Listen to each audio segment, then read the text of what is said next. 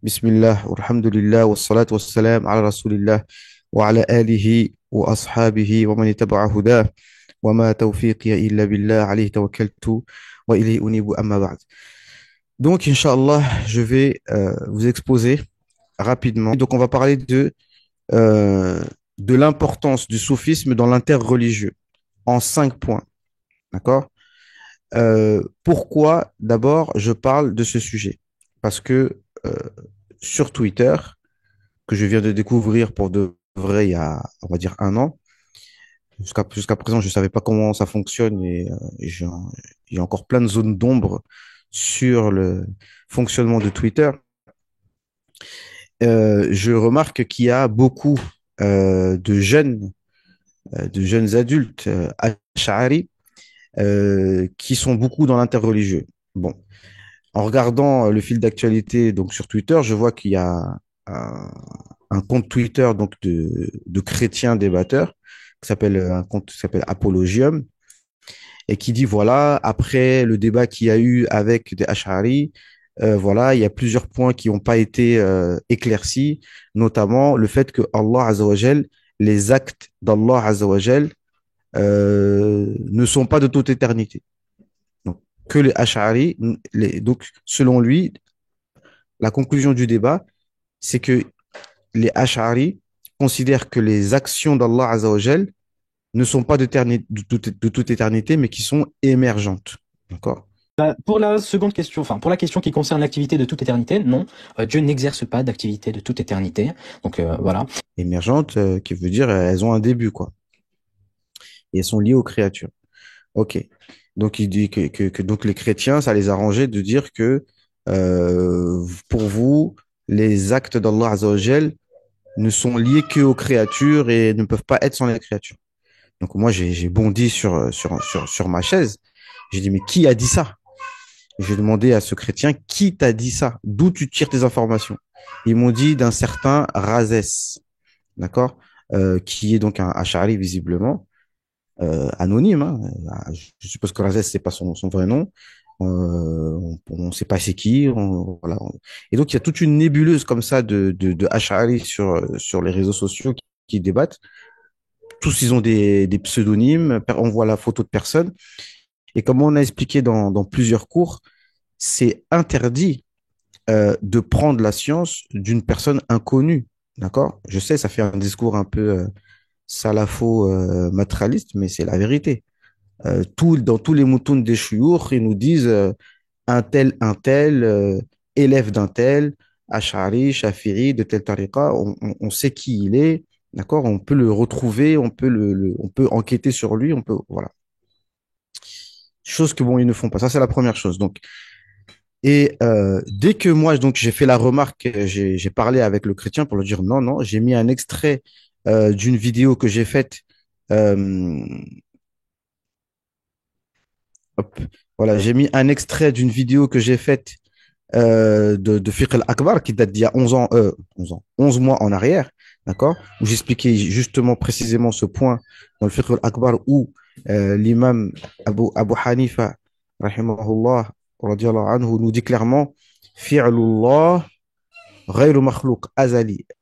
D'accord? Al-fa'il huwa Allah wal fi'lun sifatun fil azali. Et son action est un attribut de toute éternité. Donc, c'est pas au moment où que Allah y fait. Non. Wal maf'oul makhlouq. Al maf'oul makhlouq.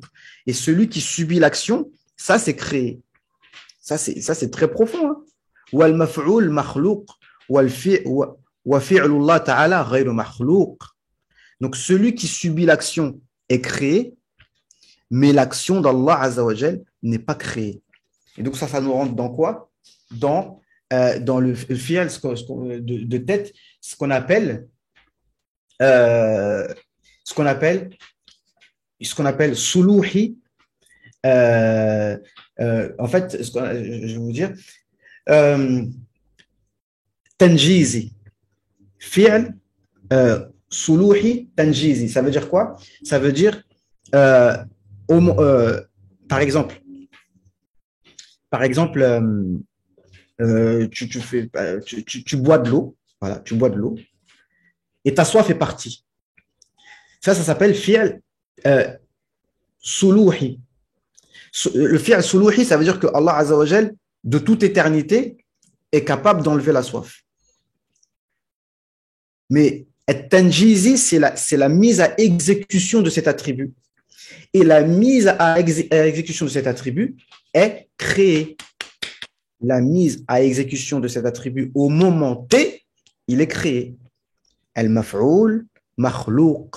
Wa fi'lullah, ghayr makhlouq. Faire la différence entre les deux. L'action d'Allah Azza wa Jal n'est pas créée. Et eux, ils te disent Allah yaf'alu matasha. Allah, il fait quand il veut. Ils croient que dans l'enveloppe du temps, à l'instant T, Allah, il fait à l'instant T. Non. L'acte d'Allah, il n'est pas créé, il est de toute éternité sans commencement. Wal maf'oul makhlouq. Voilà, en deux phrases. Pas la peine de faire beaucoup d'esbroufs qui nous font les mutakallimoun francophones, là. Le maf'oul, c'est-à-dire l'effet de l'action, la chose qui subit l'action, c'est elle qui est créée. Donc, en vérité, la création est attribuée à la créature et pas à l'acte d'Allah Azza wa Jal. Mais par abus de langage, on dit c'est l'acte d'Allah. Par abus de langage, on attribue à Allah des actes qui sont dans l'enveloppe du temps et des endroits. Tout simplement. Voilà ce que j'ai répondu. Donc, tu en as un qui sort là. Comment il s'appelle lui? Je vais donner tous leurs noms, hein. Comment il s'appelle? Kawasaki Dawa. Donc, ils ont tous des pseudos bizarres de manga, des noms de manga, des photos de profil de manga. Je sais pas d'où ils sortent. Et je demande ici, ceux qui sont au courant qui connaissent ces personnes-là, qui m'informent. Parce que franchement, je suis perdu. Je répète toujours mon âge. Je suis un vieux de 45 ans. Je suis un peu dépassé, mais j'essaye de rester à la mode. Hop là. Dites-moi pour le son. J'essaie de rester. Dès que j'ai bougé, ça fait un son bizarre là.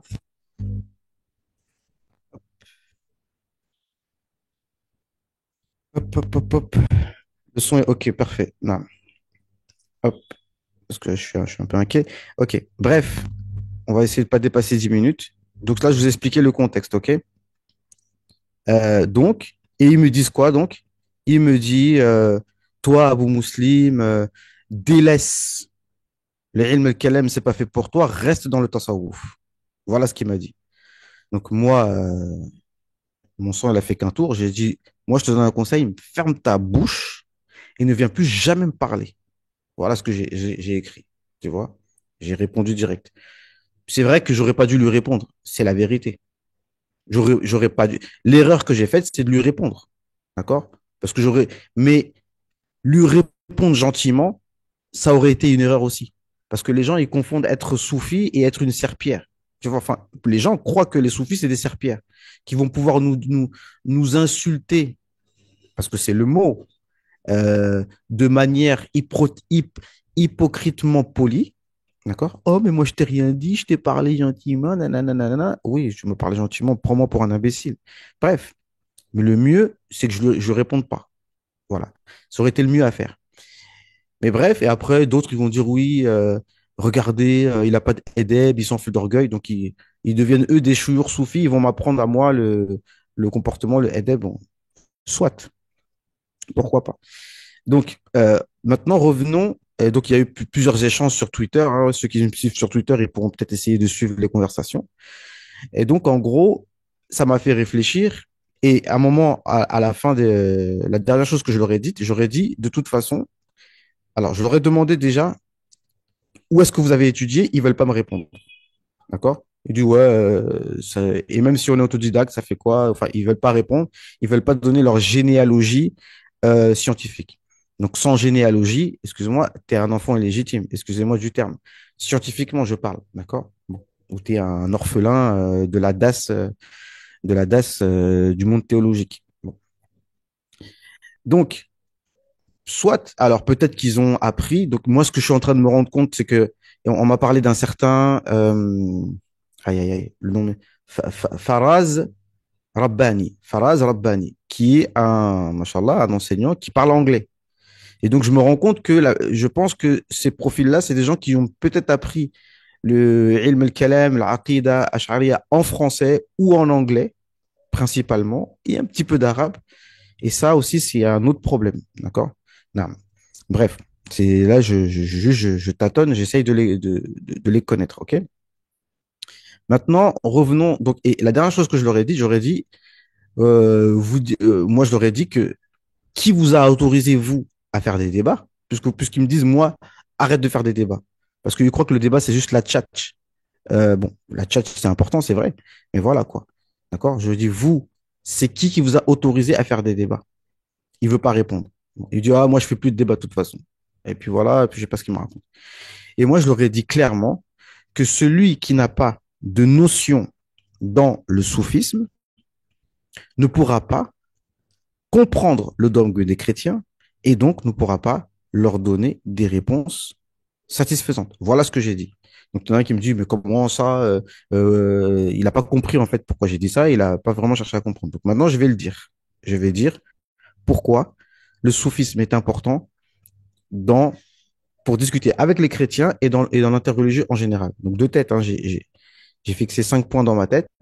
Bien évidemment, vous me connaissez, je pourrais parler 3 heures ou bien même 5 heures, 1 heure sur chaque point, je pourrais le faire, d'accord? Je pourrais écrire un livre juste sur ce sujet, sans fausse modestie, mais je vais essayer d'être concis et vous pourrez vous-même, yani, développer ces points dans vos propres têtes.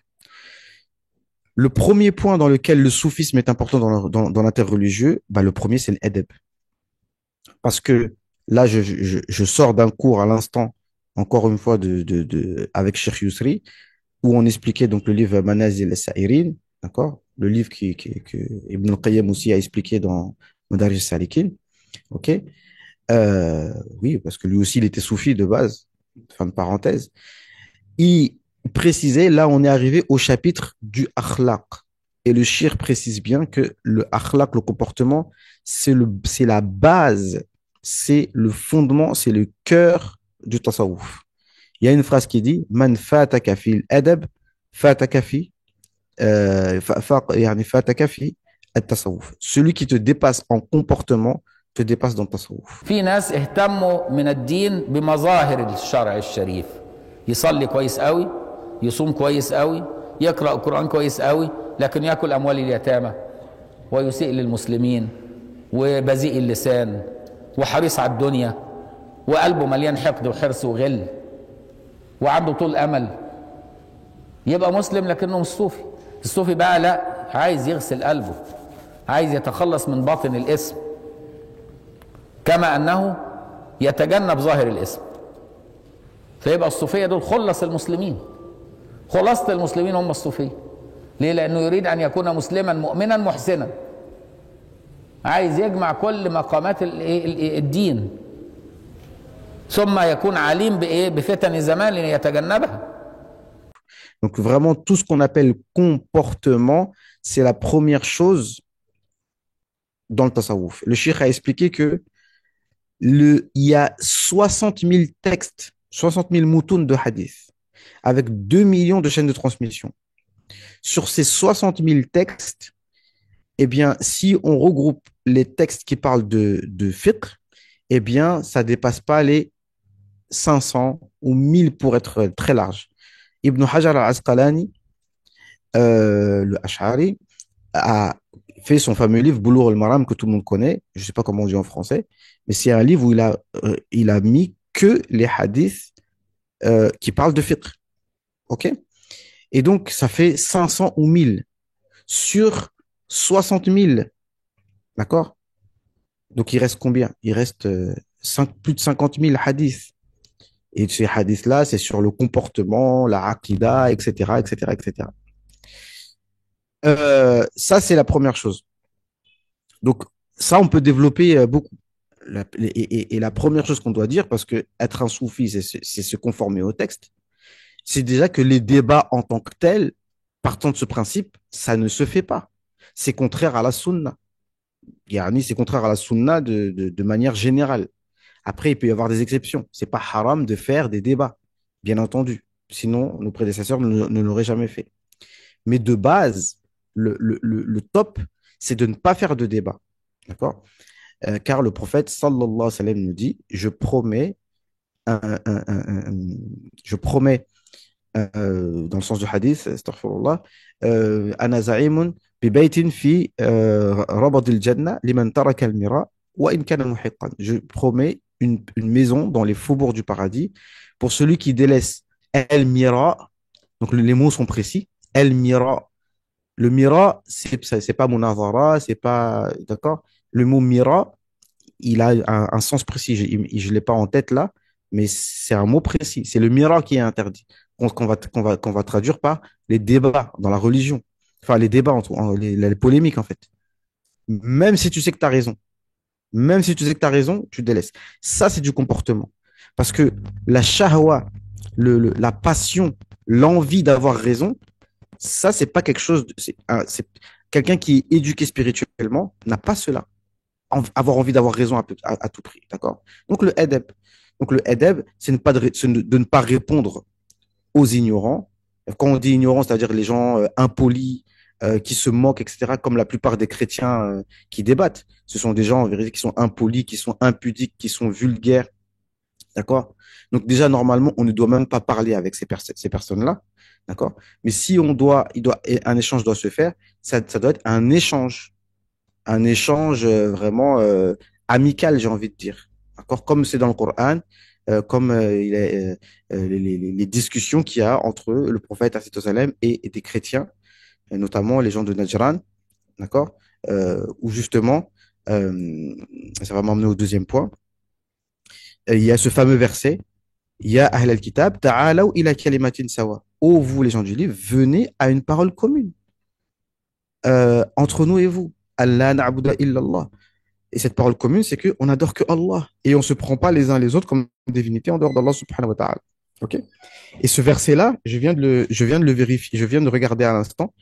En fait, ici, dans le livre ici, de Ibn Arabi. Et je pense que c'est ça leur problème avec moi. C'est que ce sont des Ash'ari qui n'aiment pas Ibn Arabi, d'accord? Qui le considèrent, je pense, peut-être comme un mécréant ou alors ils sont pas du tout d'accord avec ses enseignements, ok? Mais la réalisation du but, Boulough al-Maram, barakallahu fikna. Donc, ça m'amène au deuxième point. Donc, le premier point, l'importance du tasawwuf dans l'interreligieux, c'est le adab.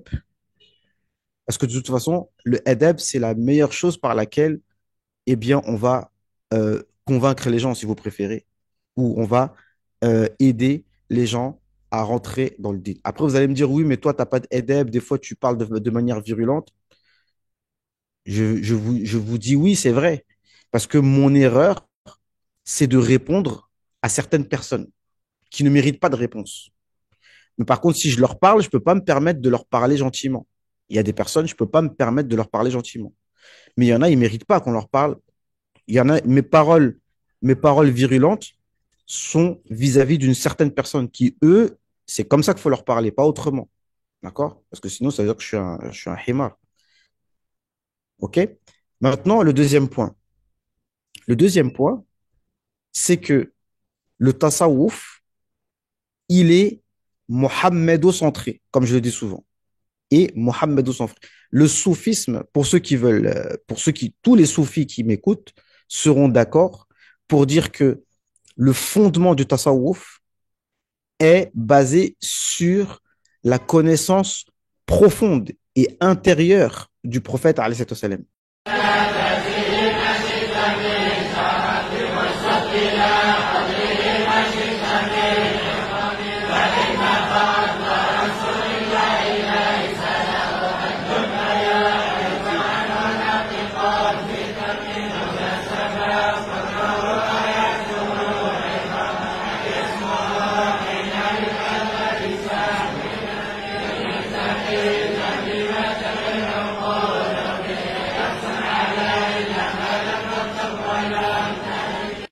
Pas seulement le prophète Mohammed, fils de Abdullah et de Amina, né à l'année de l'éléphant à la Mecque et qui est retourné vers Allah Azzawajal 63 ans après à Médine. Non, on parle de quelque chose de beaucoup plus large que tout ça. فالتصوف هو لب الدين هو حقيقة الدين هي معاملة الله ومعاملة الخلق على وفق مراد الله ومحبة النبي والتعلق به حتى تفنى في محبته فتراه فيك واعلموا أن فيكم رسول الله فلا يغيب عنك النبي لحظة. لو تحققت بهذا يبقى تشوفه في الرؤية، ما تشوفوش في الرؤية ما تفرقش، لأنه هو معاك في كل لحظة، لا يغيب عنك لحظة. إنما اللي غايب عن النبي هو اللي نفسه يشوفه في الرؤية، لا، إنما اللي عايش مع النبي على طول خلاص لا يغيب عنه لحظة. D'accord? Et ça, c'est le tasawwuf. Il n'y a pas de tasawwuf sans ça, mais ça, les gens ne le savent pas. En gros, le tasawwuf, c'est une connaissance spécifique du prophète, alayhi salam. Et c'est par cela qu'on doit appeler les gens à l'islam. Mais j'ai déjà discuté avec certains d'entre eux, ils sont pas d'accord avec ça. Oui, mais eux, déjà, à la base, ils ne croient pas au prophète, alayhi salam, donc ça sert à rien et tout ça. Ben non, vous n'avez pas compris. Non, vous n'avez pas compris. Et encore une fois, il y a une question d'autorisation, il y a une question d'éducation spirituelle. Toi, toi, t'as habilité à donner ton avis, en fait, j'ai envie de te dire. Parce qu'en fait, on a des profils de personnes qui pensent que la religion, ils pensent que leurs compétences dans Dunya leur donnent des compétences dans la religion. T'en as, ils ont des masters en informatique, ils sont des cadres de société, ils ont fait des bonnes études, ils étaient studieux, ils ont un bon poste dans Dunya. Et ils pensent que on appelle ça en arabe la baqa, ce rang social leur donne une légitimité à parler dans la religion, ils se prennent pour des sages, etc. Mais non, ça marche pas comme ça. Il faut que tu parles selon ce que des chouyours t'ont dit, et c'est eux-mêmes, ces chouyours, ils ont une chaîne de transmission, ça veut dire que ça fonctionne comme ça. D'accord? C'est pas à toi de me dire oui, on devrait faire comme ci, on devrait faire comme ça, parce que même les stratégies, si vous préférez, elles doivent être fixées par chaîne de transmission avec nos chouyours, on prend toujours des autorisations, etc. Donc, si on revient au verset que je viens de dire là, par rapport à le verset là dans Surat Ali Imran, subhanallah, ici dans le Futuhat, on a étudié ce point-là, dimanche dernier. Qu'est-ce qu'il nous dit? Je vous dis de tête, ça c'est un résumé des Futuhat Mekkiya, d'accord? Pour ceux qui veulent savoir, c'est le chapitre 39, je crois. De tête, il nous dit quoi? Je peux vous dire, c'est très court le passage.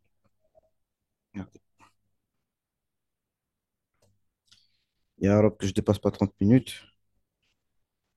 Hop, hop, hop. Ici,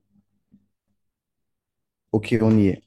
Ici, regardez, de quoi il parlait. Pour vous montrer que là, on est dans le tasawwuf pur et dur. Là, je vous cite du Ibn Arabi.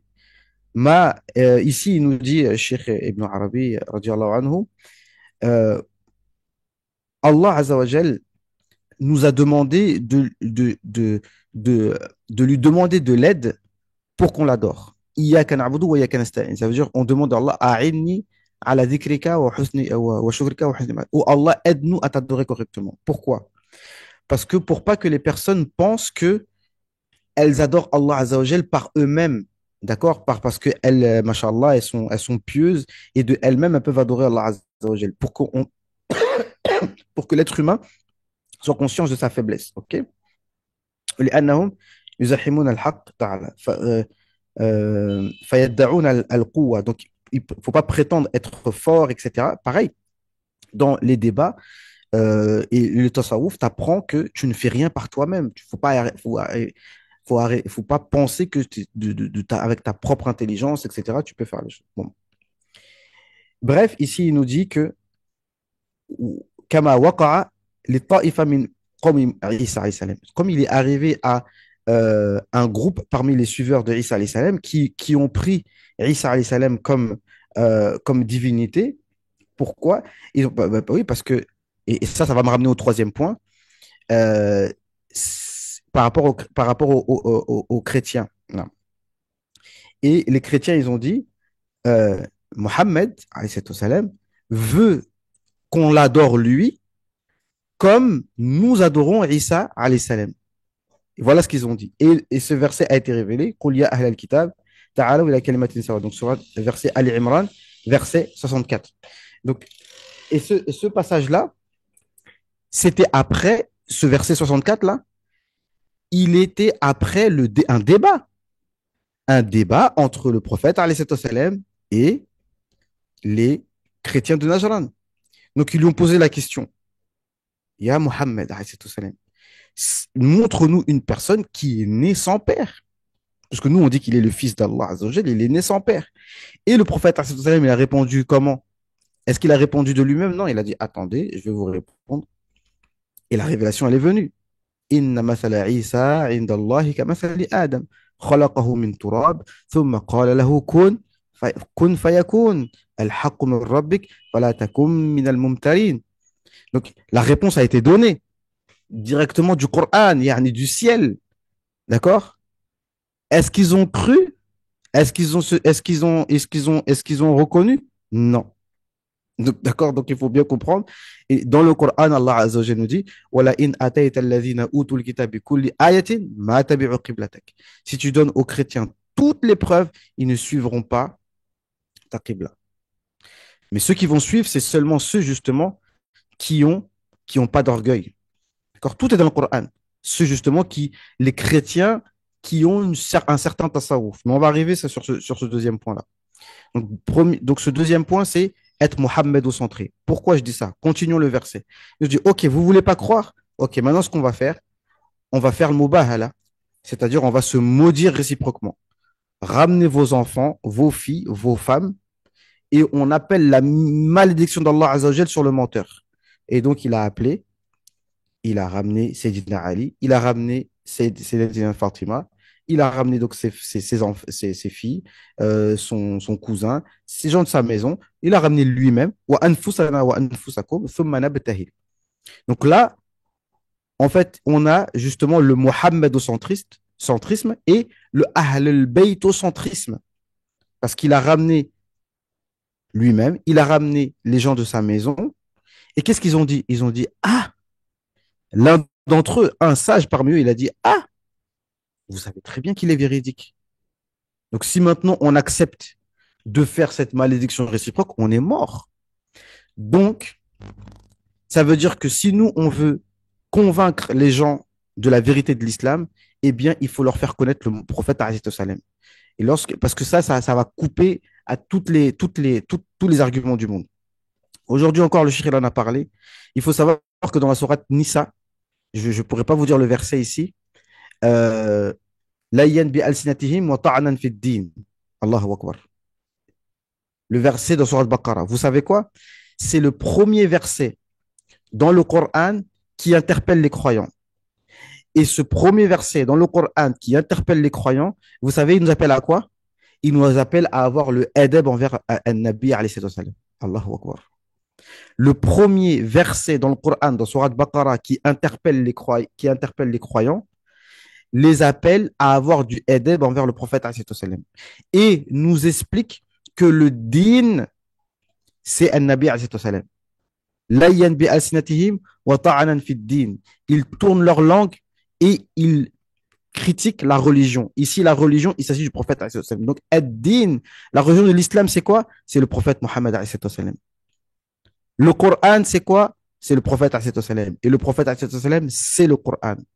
Naam, il y a une version du hadith qui dit comme ça, kana khuluqul Qur'an, bal kana Qur'anan yamshi. Le comportement du prophète alayhi salam, c'était le Coran, mais plutôt c'était le Coran qui marche. Donc, ils ont bien compris que quand ils connaissent vraiment qui est le prophète alayhi salam, khalas, il n'y a plus d'arguments après ça. Tu peux pas te permettre de dire que c'est un astaghfirullah, un pédophile ou un sanguinaire. Non, tu peux plus te permettre de dire ça si tu es sincère. Sinon, c'est que tu n'es pas sincère. Donc, nous, même pas dans le cadre d'un débat, en règle générale, on doit, nous, yani, comment on appelle ça, célébrer le prophète à chaque instant, comme les soufis le font. Toujours en faisant des anachides, des salats ala nabi, ce que eux considèrent comme de l'exagération. Donc, ok. Donc ça, c'est le deuxième point. Le troisième point, c'est que, donc comme je disais, les chrétiens, eux, justement, ils sont assez proches du soufisme. Pourquoi? Parce que dans le soufisme, il y a ce qu'on appelle l'haqiqa. Le soufisme, c'est al-haqiqa, qui s'oppose, entre guillemets, à al-sharia.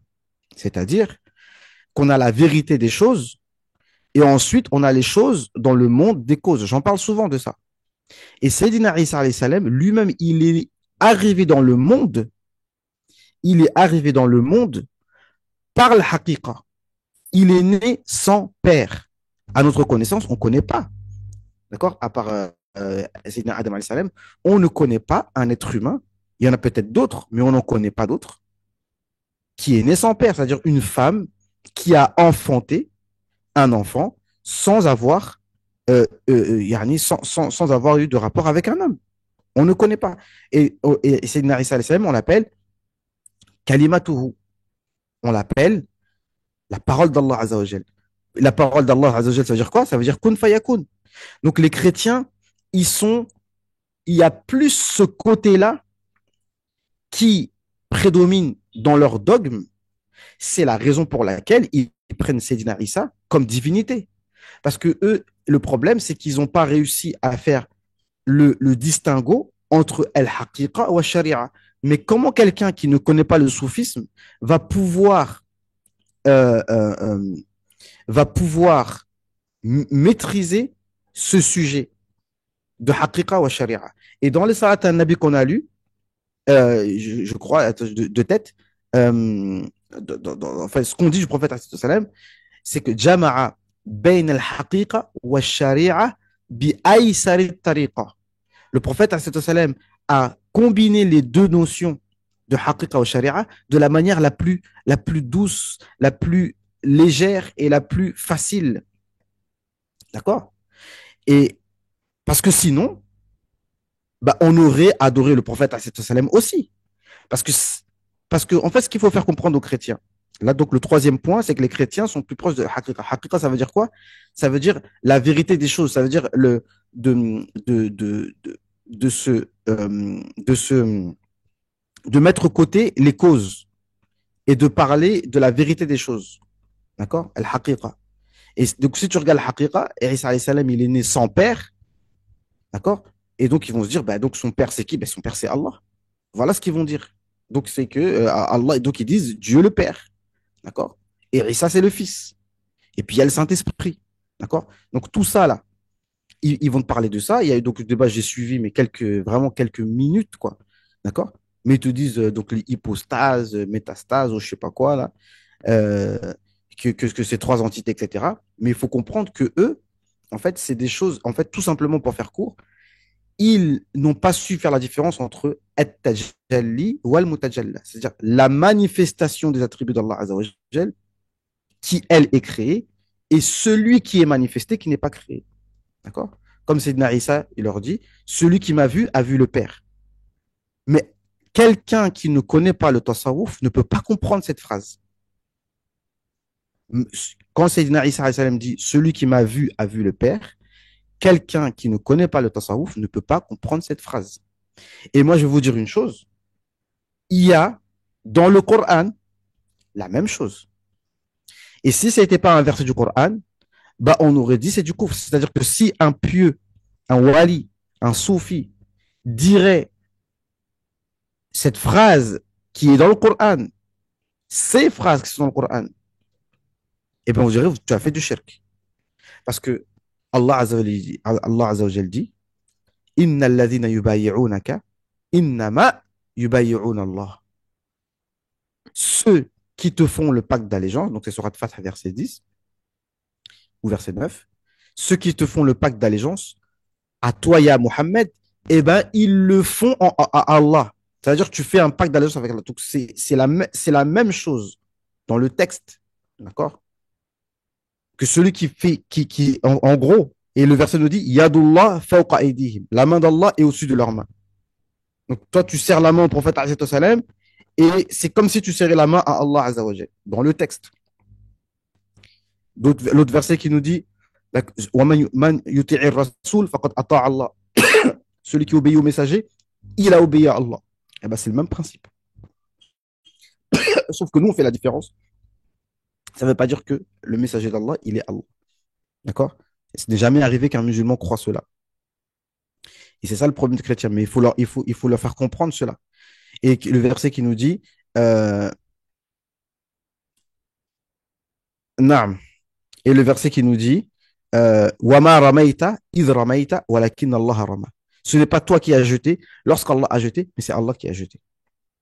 Donc ça, c'est le deuxième point. Et on sait bien que Sayyidina Isa alayhi salam, lorsqu'il parlait aux juges, aux docteurs de la loi, ben lui, il venait comme un soufi, en fait, pour mettre plus d'esprit dans la lettre, parce que c'est des gens qui étaient littéralistes.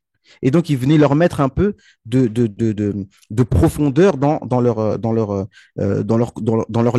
lecture des textes. Ça, c'est le troisième point. Le quatrième point, c'est quoi déjà le quatrième point? Oui, c'est que le tasawwuf, c'est du ilm al-kalam plus, comme je l'explique tout le temps dans mes cours.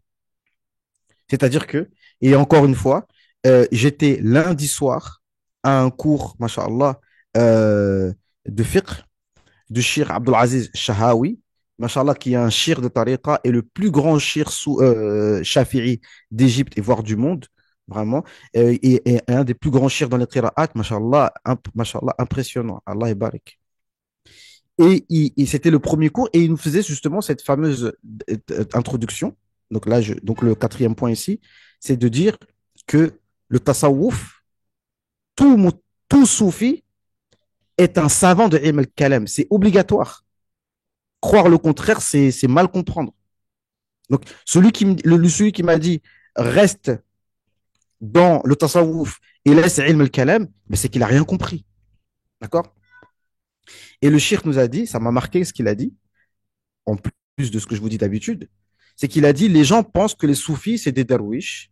Je vais mettre des montages vidéo, hein, vous verrez comment excusez-moi l'expression, ils se foutent de ma gueule. Il dit, il m'envoie une photo d'un soufi tourneur avec sa robe. Là, il dit, bah vas-y, on va voir c'est quoi tes arguments, vas-y le soufi, etc.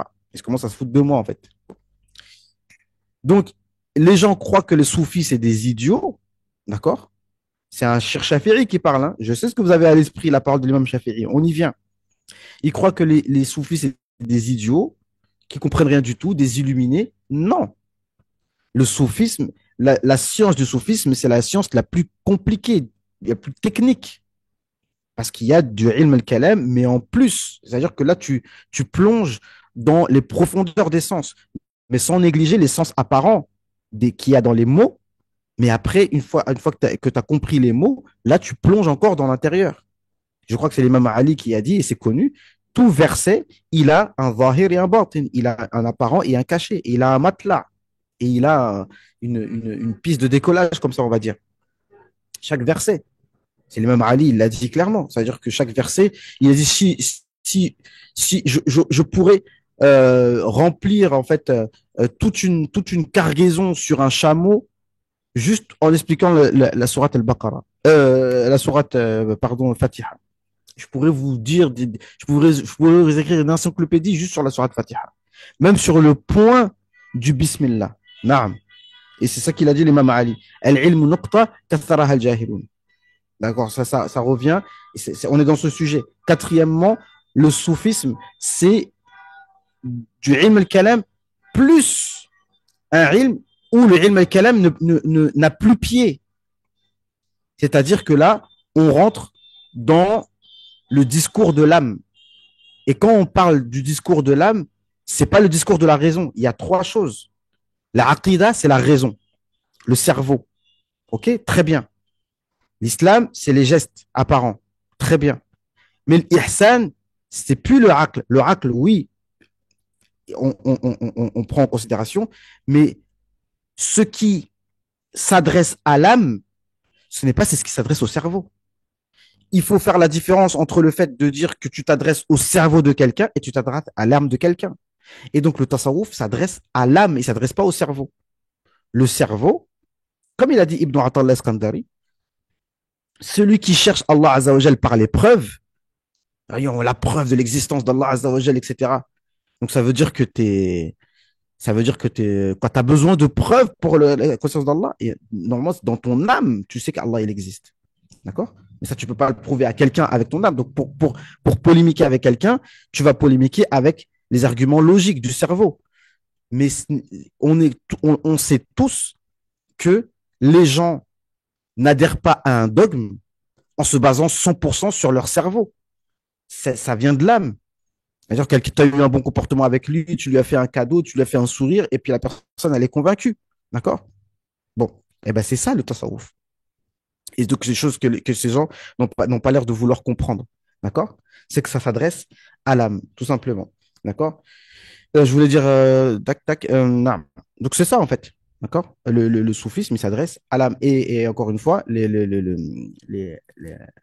Isa alayhi salam, il était sur ce point-là. لأن فتنة العلم قل من ينجو منها حتى إن سلك طريق القوم يبقى فيه يبقى له أثر يبقى أثر العلم عليه ويمنعه من الوصول للمراتب العليا لهذا قلت لك من تحرر كان عالما وتحرر من فتن العلم أدرك ما لم يدركه غيره فهمت لا؟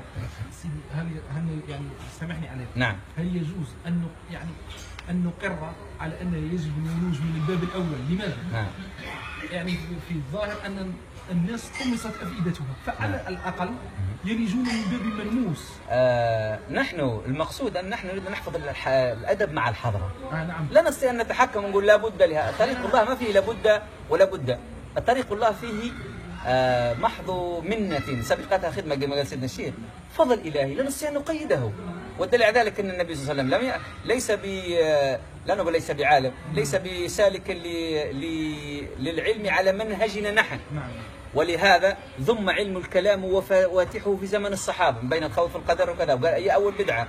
إلى زمن أبو الحسن الأشعري ما كانت هذا علم الكلام. لماذا؟ لأن الأمة لم تحتاج له لصفاء اعتقاد الأمة. فلما كثرت شبه التجسيد اضطر بقية السلف في ذلك الزمان إلى الرد على المخالفين بأدواتهم. فماذا احتاج أبو الحسن الأشعري وأبو مسعود التريدي أن يجادل المخالف بسلاحه. لماذا الله عز وجل أخرج أبو الحسن الشاذلي من رحم أبو الحسن الأشعري من رحم المعتزلة؟ حتى يرد عليهم بما عرف من أدواتهم. فرد عليهم بما يسمى علم المنطق، حكم العقلي. ما احتاجت إليه الأمة عندما دخل الأجنبي إلى ديننا، علم المنطق وعلم اليونان وعلم المجوس وغيرها، فلسفة الهند. فمقصود علم الكلام هو طارئ على الأمة طروءا لازما. نحن لا ننفي طروء لكن لازم. فإذا زال سببه علة إنشائه زال هو. لهذا في آخر الزمن إذا جاء المهدي أول ما يبطل علم الكلام. بل نحن في اعتقادنا المغاربة ومما اشتهر عند أهل المغرب عدم التوغل في علوم الكلام، لأن الصاحب أحيانا يضل ويزيغ. فلهذا كانت علم فن الكلام مختصرات. سيد الأحسن قال رضي الله عنه فإيمان الأمة قبل ظهور علم الكلام كان إيمانا قلبيا، فلما الإيمان صار عقليا احتاجت الأمة إلى المجادلة عن الدين بالعقل. سيد الأحسن يذم. فهمت لا؟ فالعلم الكلام هو علم مستحدث لكن ضرورة العدو ألجأنا إليه. إذن فهو ليس عقل. فلهذا الإمام الفخر الرازي رضي الله تعالى عنه، تعرف الفخر الرازي مجدد قرنه وكسر شوكة المبتدعة رضي الله عنه في آخر أمره في آخر عمره حن ومال إلى أقوالهم. مجدد راهو، مجدد القرون الذي يبشر به النبي صلى الله عليه وسلم على كل رأس 100 سنة، مجدد الأمة، ومال إلى أقوال بعض أهل الأهوئة. من استنقذه من ذاك؟ فحل المغرب. سيد ابن عربي بعد دخوله مصر والحجاز الشام دخل أرض العراق لملاقاة الفخر الرازي، فلما لقيه أزال عنه كل شبهة داخلته في مخالطة أهل البدع. فقبل بعد أن لقي ابن عربي قال لهم إيه؟ الفائز من لزم مذهب العجائز.